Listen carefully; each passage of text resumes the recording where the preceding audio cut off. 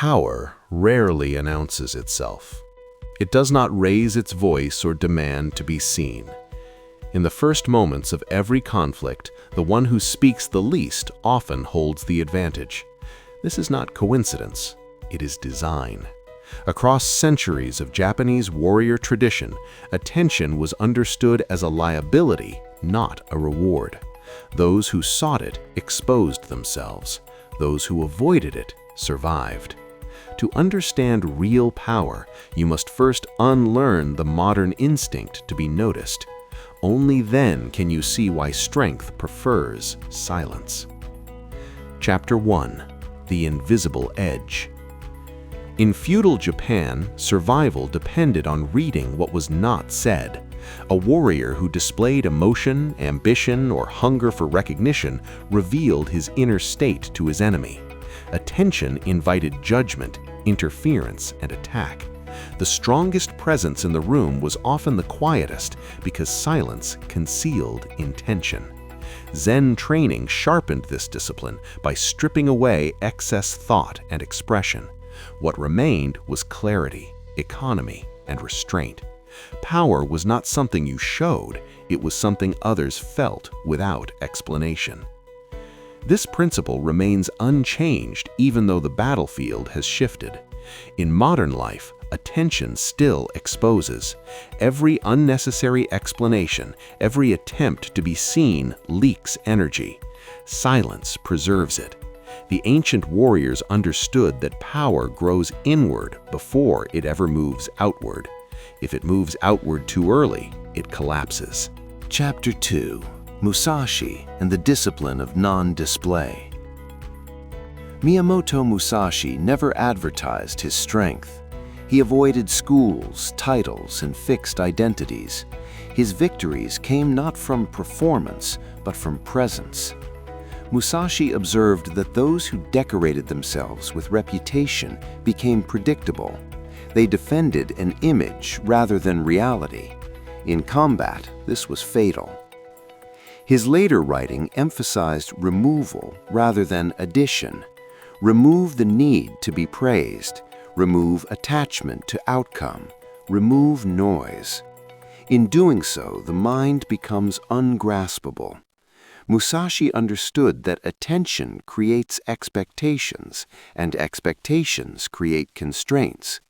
The warrior who escapes both becomes free to act without resistance. Chapter 3. A Modern Man in a Loud World. Consider a man living in a modern city.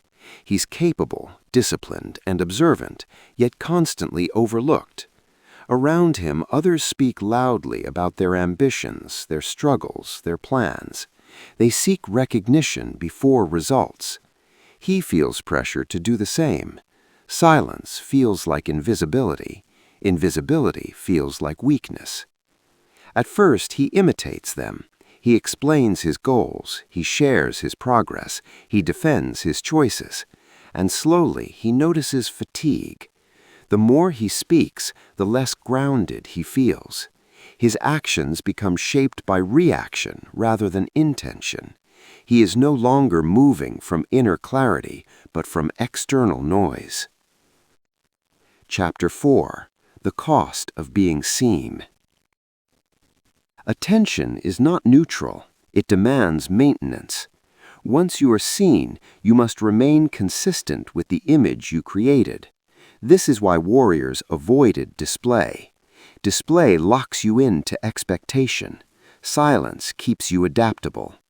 Zen training taught warriors to act without clinging to identity. When there is no identity to defend, there is no loss. The modern man begins to see this. He notices that those who speak the most are often the most fragile. Their confidence depends on response. Without it, they collapse. He begins to withdraw, not from action, but from explanation. His silence is not passive, it is deliberate. Chapter 5. Gaman and the Strength to Endure Quietly.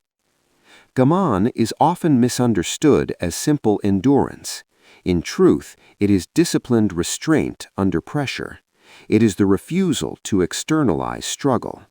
Samurai endured pain, humiliation, and uncertainty without complaint because expression weakened resolve. Silence preserved internal order. He applies this. When challenged, he does not rush to justify himself. When misunderstood, he does not correct every assumption. This is difficult. The ego resists silence. It wants acknowledgement. But with time, he feels a shift. Energy previously spent on defense becomes available for action. Chapter 6. Power that does not chase. Power that seeks attention is already insecure. Ancient warriors waited. They observed. They allowed opponents to reveal themselves through impatience. Zen taught that the one who waits controls the tempo. In stillness, perception sharpens. The man stops chasing recognition. He focuses on small, non-negotiable actions, training, study, order. He eliminates excess communication. His life becomes simpler, quieter, and unexpectedly more effective. People begin to notice not because he speaks, but because his presence carries weight. Chapter 7. The Psychology of Silence. Silence creates uncertainty in others. Uncertainty shifts power. When you do not explain yourself, others project. When you do not seek approval, others question their own position. This is not manipulation, it is natural hierarchy. Those who are centered do not orbit others. Zen warns against speaking from emotion. Emotion distorts truth. The man learns to wait until clarity returns before responding. Often, he realizes response is unnecessary. Action speaks without distortion. Chapter 8. Letting go of the audience. One of the most difficult disciplines is releasing the imaginary audience. Many people live as if constantly observed, even when alone. This fractures attention. Samurai trained to be fully present in each movement, regardless of witness.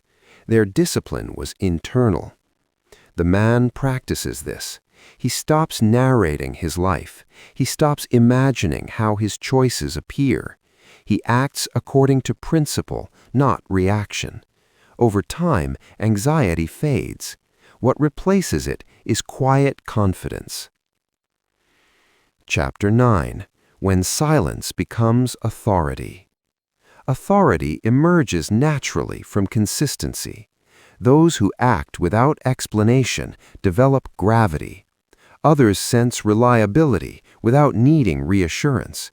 This was true in the dojo and on the battlefield. It is true now. The man's silence is no longer withdrawal. It is alignment. He speaks when necessary, briefly, precisely. His words carry weight because they are rare. He is no longer competing for space. He occupies it. Chapter 10. The Final Removal. The last attachment to remove is the desire to be understood. Musashi wrote that misunderstanding is inevitable. The warrior accepts this. Explanation is endless. Action is final. The man accepts it too. He stops correcting perceptions. He moves forward. His life becomes quieter but stronger. Calm replaces urgency. Presence replaces performance. Power avoids attention because attention scatters it. What remains, when noise is removed, is something far more durable. Not image, not approval, just strength that does not need to announce itself.